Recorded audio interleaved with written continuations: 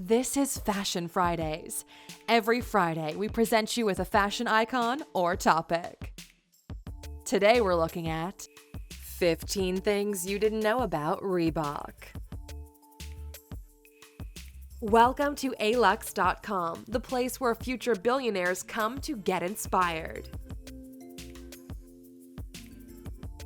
Hey there, Aluxers. Welcome back to our channel. Today, we're talking about the brand Reebok. Reebok has been a global brand for decades. They're one of the oldest athletic footwear and apparel companies, founded by brothers Jeff and Joe Foster. The company has brands of shoes and clothing lines that cover running, fitness, CrossFit, and other activities. Their unmistakable trademark logo can be seen sponsoring events such as Ultimate Fighting Championship, or UFC, Les Mills, CrossFit, and many more. A year after they introduced their first women's aerobic sneaker, sales reached a staggering $66 million. That was pretty impressive in the early 80s. In 2005, Adidas purchased Reebok as a subsidiary, bringing together two powerhouse sporting apparel companies. In 2012, Matthew H. O'Toole took over the helm as CEO. The company is currently bringing in $1.8 billion in revenues each year. If you're new here, welcome. Be sure to subscribe and follow us on Instagram at Alux. With all that said, it's time to take a closer look at this super successful company with the 15 things you didn't know about Reebok. Number 1. It is the oldest athletic company in the world. The company was established in 1958 under the name of J.W. Foster & Sons. The British-born business is the oldest manufacturer of athletic shoes in the world. They had their first big break when they created a new market for women's aerobic shoes. These were created to be both functional and fashionable. Once the British-made Reebok products started selling in the United States, 3 top-tier running shoes were quickly introduced. These shoes had a price tag of $60, making them the most expensive athletic shoe on the market at that time. In 1981, the sales topped out at $1.5 million. Number 2. The introduction of their aerobic exercise shoes changed the game. After having had a few hiccups in the sales department, the company's luck would soon begin to turn around with the introduction of the aerobic exercise shoe in 1982. At the time, traditional athletic shoes were boring and made from bland colors. The new line of shoes introduced soft and pliable leather for comfort and aesthetic appeal, and they were made from eye-catching, bold colors. The Reebok Freestyle was the very first shoe designed specifically for women. The first year after the release of women's shoes, Reebok saw sales jump to an impressive $13 million. By 1985, their sales reached $300 million, with profits of $90 million. Number 3. They went with the name Reebok because their first choice was already taken. In 1958, when brothers Jeff and Joe Foster were trying to think of names for their company, they originally chose Mercury Sports Footwear. However, they would soon discover that the name they'd chosen had already been taken. The brothers returned to the drawing board. Joe grabbed a copy of Webster's dictionary and began flipping through the pages. Their agent told them they wanted a name that had no significant meaning. He came across the word Reebok, a South African gazelle, and put it to the top of the list. They compiled a list of top names and returned to their agent. He took one look and said, "That's the one." On that day, their company was given the name that would be forever synonymous with athletic brand apparel. Number 4. The pump pumps up the future of Reebok. The year 1989 would bring a game-changer known only as the pump. This model of shoe was the first of its kind to combine both technology and footwear. The shoe contained an internal inflation device that was used by pumping the tongue of the shoe. This newest brand was the answer to their competitors' Air Jordans. When it first hit the market, the shoe was priced at $170. In 1990, the Nike company made approximately $10 million from the sale of their air pressure style shoes, but Reebok was ahead of the game, already having grossed $500 million. Success didn't stop there, though, because in 1991, during the NBA All-Star Weekend, Reebok's pump would be vaulted into the spotlight when superstar Dee Brown bent over and pumped up his sneakers just before performing his famed no-look dunk. As a result, Reebok's numbers increased by 26%. Number 5. The most expensive Reebok sneaker of all time is worth $65,000. It comes as no surprise when a shoe is worn by an A-list athlete that the company can market that shoe at a higher price. In 2004, Reebok created a single pair of shoes called the Allen Iverson Question.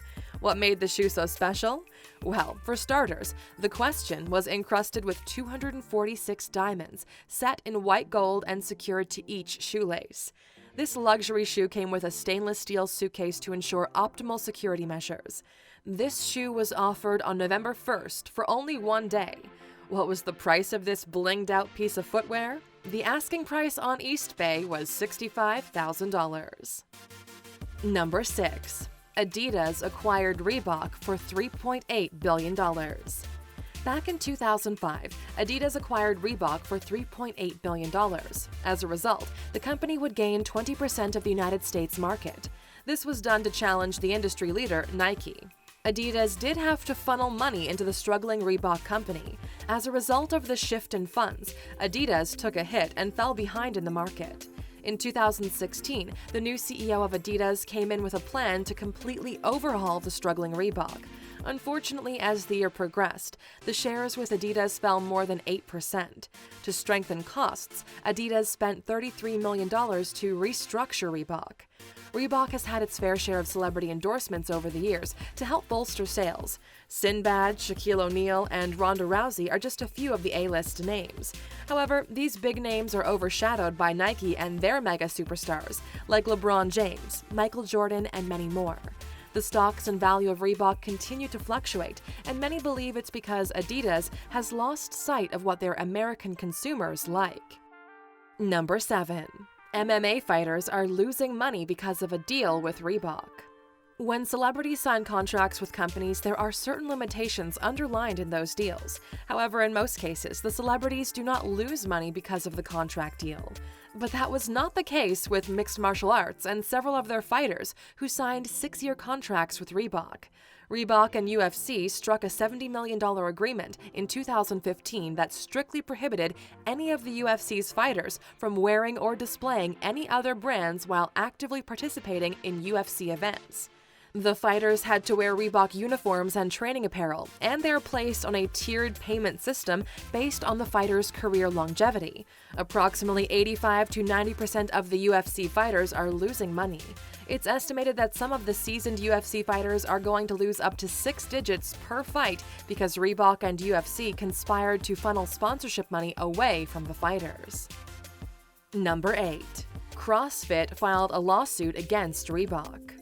In the middle of June 2018, CrossFit Inc. filed a lawsuit against Reebok for approximately $4.8 million. In early 2010, Reebok became the exclusive license partner for CrossFit. It was in that agreement that Reebok agreed to pay out a royalty on all CrossFit apparel.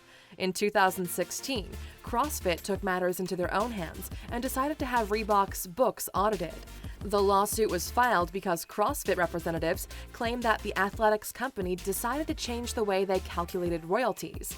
These calculations fell in conjunction with the payments on e-commerce sales. CrossFit also stated that when approached about the situation, Reebok tried to cover it up.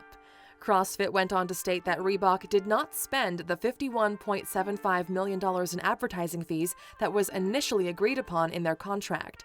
As of August 2018, the lawsuit is still ongoing.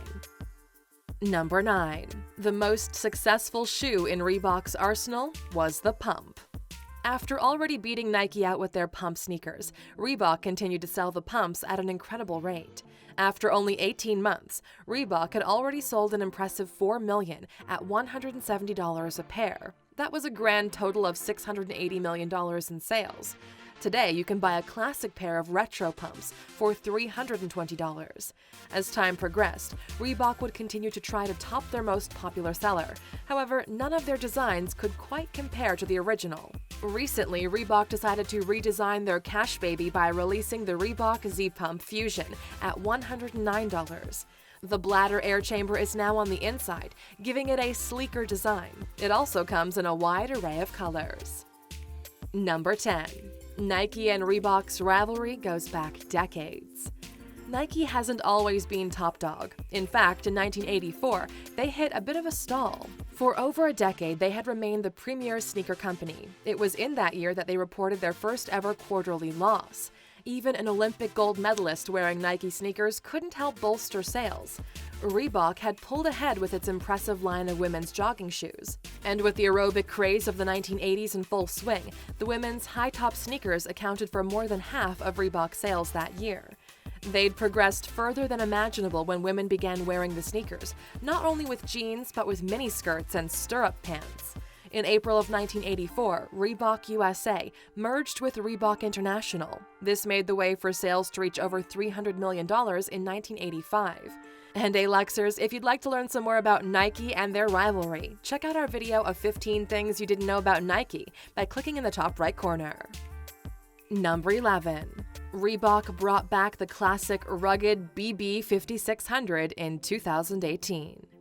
In July of 2018, Reebok made a bold move in bringing back the classic 1986 rugged BB 5600 in all the original colors. With styles and trends seeming to turn back to retro, Reebok fits right in.